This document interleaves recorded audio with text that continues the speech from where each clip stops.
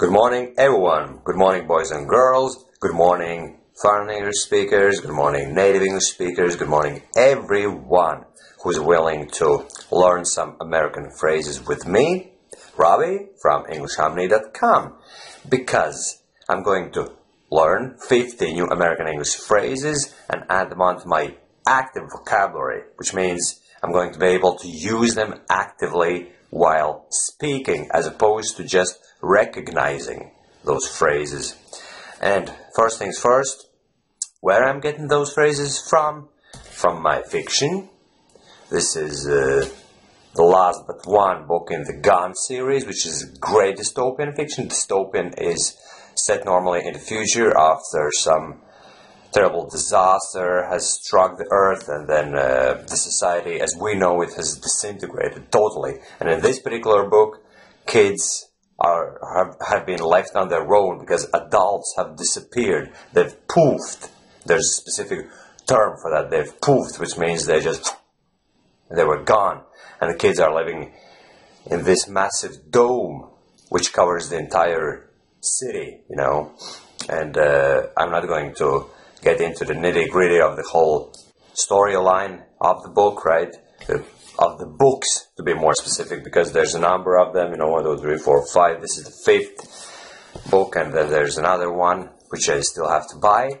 But the good thing about this fiction, about this particular author, Michael Grant, and Gone series, is that he uses very friendly and colloquial language in the books, you know. So when you read them, you may rest assured that whatever new vocabulary or phraseology you learn from the fiction, it's language as it is spoken on the street, you know, in real life. And it's American because the author is American.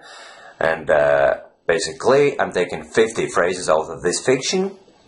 And how I'm picking them, I'm using my own judgment, because over the years I have developed what you would call a gut feeling for correct English and for English as it is used in real life. And by now I would kind of instinctively feel whether this or that particular phrase is going to be any good for me in real life, you know. And the first phrase, the first American phrase I'm going to learn is "tell you what."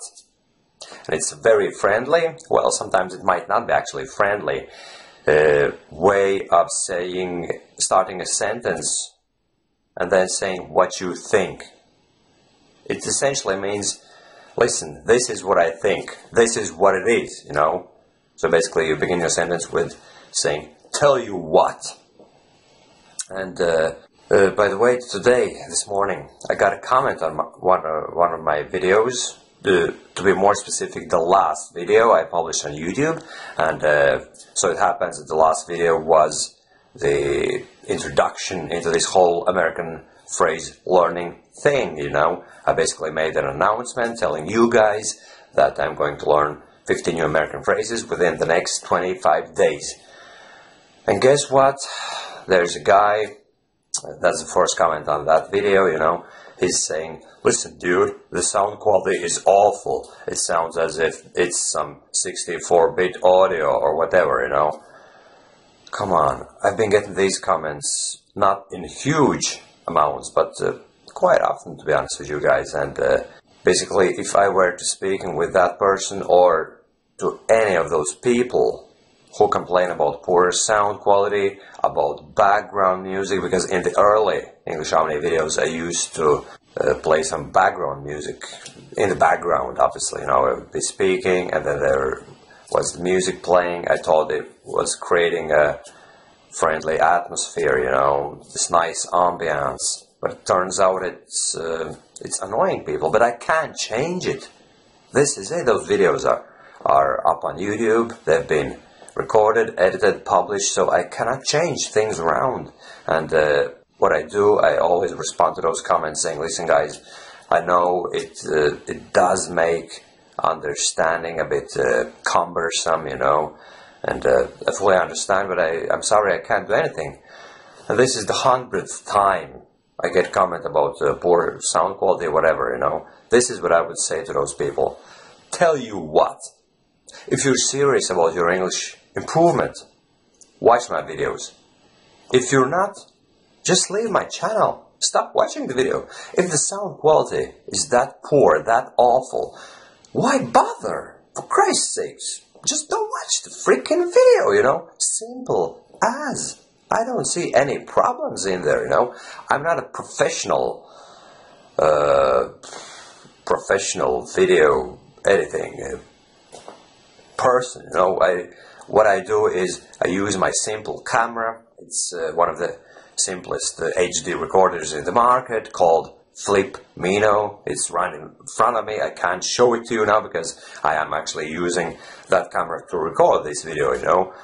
But I have my software on my laptop, you know, and then all videos I record, I edit using that software, and I actually adjust the sound quality. I remove all background noises, and I do make it sound better, because the source file, the actual original file I'm recording, if I were to upload that file onto YouTube, it'd be even worse. So I'm doing everything I can, everything within my power, and I'm actually increasing the sound, the audio volume, up to 353% of the original sound volume, you know.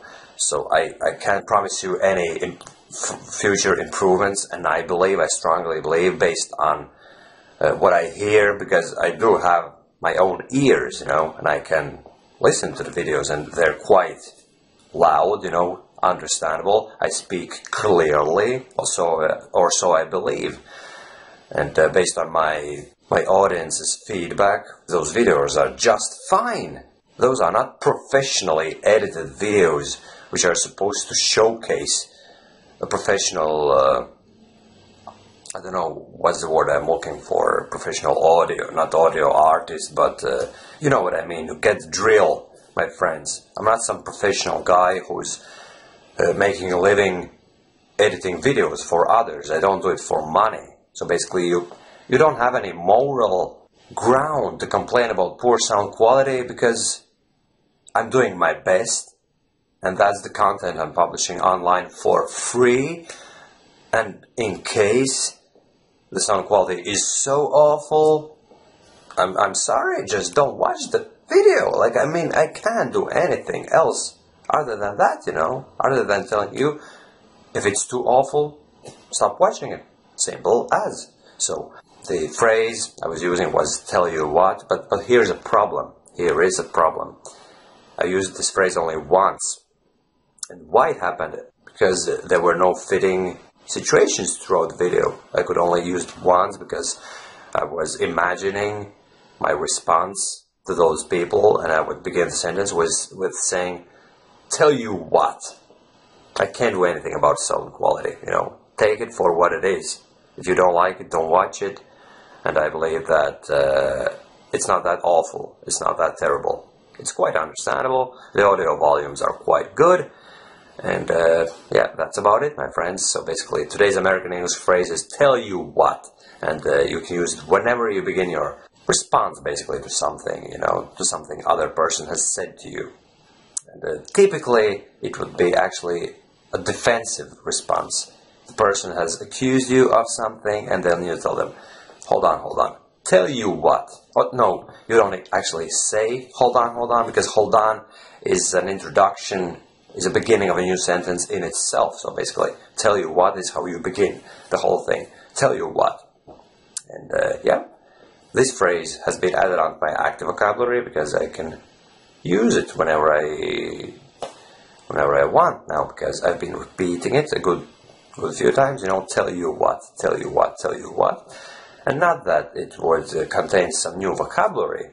Tell you what, all those words are well known to me, well known to you, but the trick is to know how they're arranged, you know, in a sentence, tell you what, and most importantly, you have to know when you can use that phrase. So here's the trick. You have to imagine yourself in a situation when you would actually use that phrase in real life, and therefore creating association between that phrase you would speak, you know, and the situation in real life. Because if you don't create that association, it'll be very difficult for you to use that phrase in real life. Simple as. So not only your mouth has to be wired, basically not only you have to be teaching yourself to pronounce the actual phrase, to utter those words, tell you what, and then followed by some examples, but also you have to feel how it would be used in real life, in what situations, and then when that association is created, whenever the situation presents itself in real life, you would automatically know when to use that phrase, you know. So I'm pretty sure that next time I'm encountering a situation when someone accuses me of something, I'll be able to just use it automatically without thinking. I'll tell you what, I have done that, please don't tell me I haven't done it, and check your facts before accusing me of something like that, you know.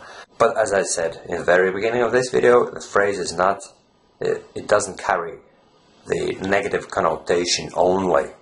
It can be used in pretty much any situation when you have to tell people that this is it, you know.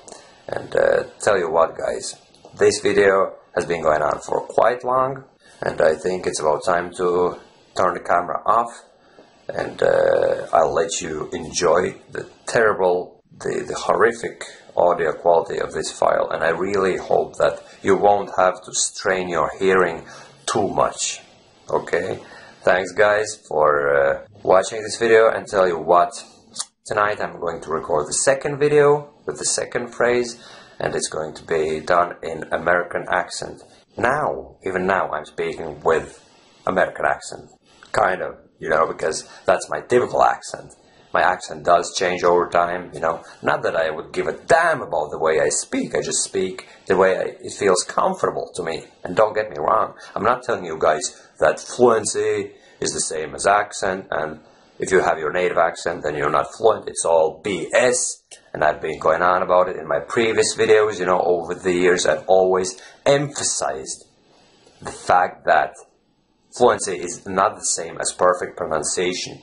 They're two different sides of the same coin, if you like, you know. Basically, you can speak fluently with terrible native accent, foreign accent, you know, and you can have pretty good pronunciation, but not being able to speak fluently. They're not the same thing, but it's one of those misconceptions, it's one of those myths, you know. Whenever people hear foreign accent, they automatically assume that that person is not fluent. Nothing could be further from the truth, my friends. You can speak fluently, and your accent and pronunciation is going to improve over time, provided that you invest a lot of time in your spoken practice, you know.